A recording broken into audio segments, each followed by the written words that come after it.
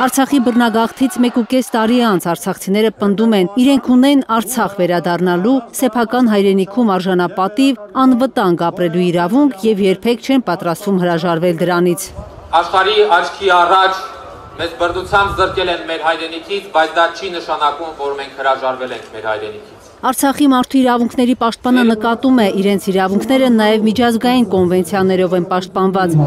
Իսկ արցախյան շարժման էջը փակողներին Ստեփանյանը բացատրում է, Արցախի էջի փակումը հավասարազոր է սեփական գոյության իմաստազրկման։ Ես գիտեմ, որ այստեղ հավաքված մարդիկ ամեն օր քնում եւ զարթնում են սեփական տուն եւ օջախ վերադառնալու հույսով եւ հավատով։ Սիրելի հայրենակիցներ, սոցիալական հովսի տակ կքած մի թողեք ձեր մեջմարի Արցախ վերադառնալու մղումն ու հույսը։ Անիրատեսության դասեր տվողներին հստակ պատասխանեք, որ թույլ չենք տա մեզ ստիպել հրաժարվել ինքներս մեզանից, մեր գոյության իմաստից։ Թույլ չենք տա մեզ եւ մեր սերունդներին զրկել հայրենիք վերադառնալու իրավունքից։ Այստեղ հավաքվածները շնորհակալ են բոլոր նրանց, ովքեր 2023-ից հետո գրկապաց ընդունեցին տնավեր արցախցիներին։ Ստեփանյանը նկատում է, միաժամանակ իշխանության որոշ ներկայացուցիչներ պարակտիչ խոսքերով փորձում են բաժանարար գծեր ավելացնել։ Ճակատագրի դաժանությանը արժանացած իր հայրենակցին բարի բուն իմաստով տիրություն անելը բոլորիս պատասխանատվությունն է։ Եվ որ Արցախի հայկականության վերականգնման համար պայքարը նույնպես բոլորիս պայքարն է։ Ես առաջարկում եմ, որ հազարավոր մարդկանցով լեցուն այս հրապարակում մենք բոլորս միասնաբար հենց հիմա եւս մեկ անգամ ծափարություններով մեր երախտագիտությունը հայտնենք մեր քույրերին եւ եղբայրներին եւ պարզ մարդկային շնորհակալություն ասենք բոլոր նրանց, որոնք վեր են կանգնած մնայիք, կռվեիք, Ղարաբաղցի ես թե հայ, ձեզ հյուրի պես պահեք եւ նմանատիպ պարակտիչ ու դատապարտելի խոսույթից։ Մեր միջև տարանջատումներ չպետք է լինեն։ Արցախցիների իրավունքների պաշտպանության հարցը Հայաստան-Ադրբեջան բանակցությունների օրակարգ պետք է մտնի, իսկ 150,000 արցախահայերն էլ պետք է մնան հայրենիքում իրագործելու փոքր հայրենիք վերադառնալու նպատակը, ասում է Արցախի մայրիկների աջակցման կենտրոն հասարակական կազմակերպության համահիմնադիր Տաթևիկ Խաչատրյանը։ Նորից արտագաղթի ճանապարհը չեն ուզում բռնել արցախցիները, իսկ դրա վտանգը կա։ Ապրիլի 1-ից դադարեցվում է բնակվարձի համար տրվող գումարների ծրագիրը։ Տաթևիկ Խաչատրյանն ուզում է, որ իշխանությունները հասկանան, սա պարզ սոցիալական խնդիր չէ իրենց համար, այդ աջակցությունը պետք է, որ մնան Հայաստանում։ Արցախցին արժանապատիվ է, սա ստամոքսակռիվ չէ, եւ 40+10 այլընտրանք չունի։ Մարդիկ հայտնվում են դրսերում, ինչ պետք է անեն, հարցնում եմ, ստիպված է լինելու մեծ մասը արտագաղթել, իսկ ինչպես կարելի է պայմանական Ռոստովից կամ չգիտեմ Պորտուգալիայից պայքարել վերադարձի իրավունքի համար։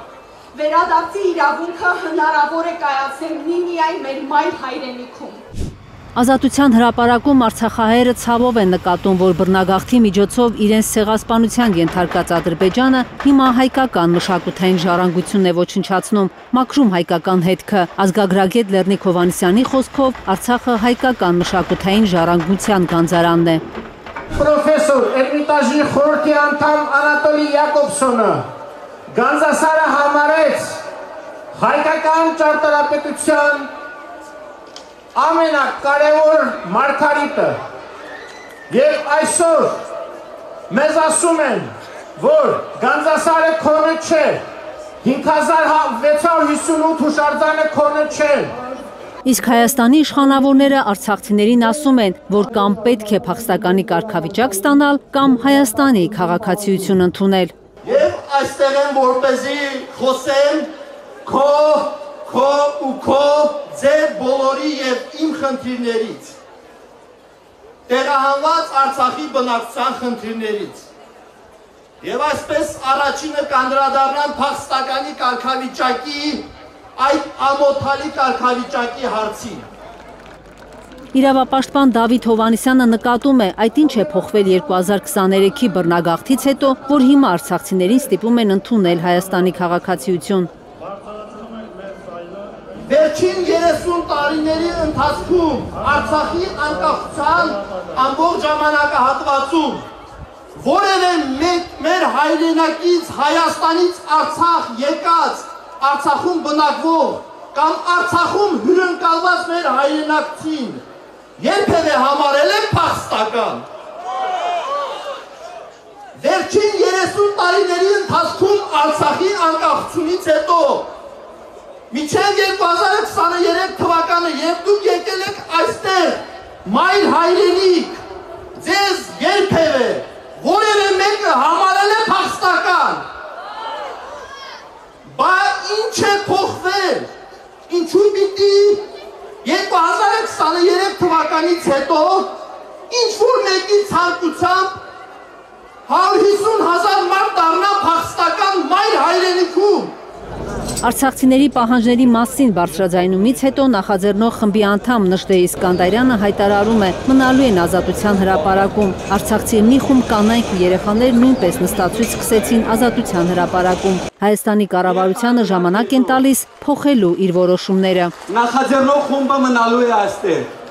ձևավորելու է շտաբ, ամենօրյա իրականացնելու է իրազեկման ակցիաներ։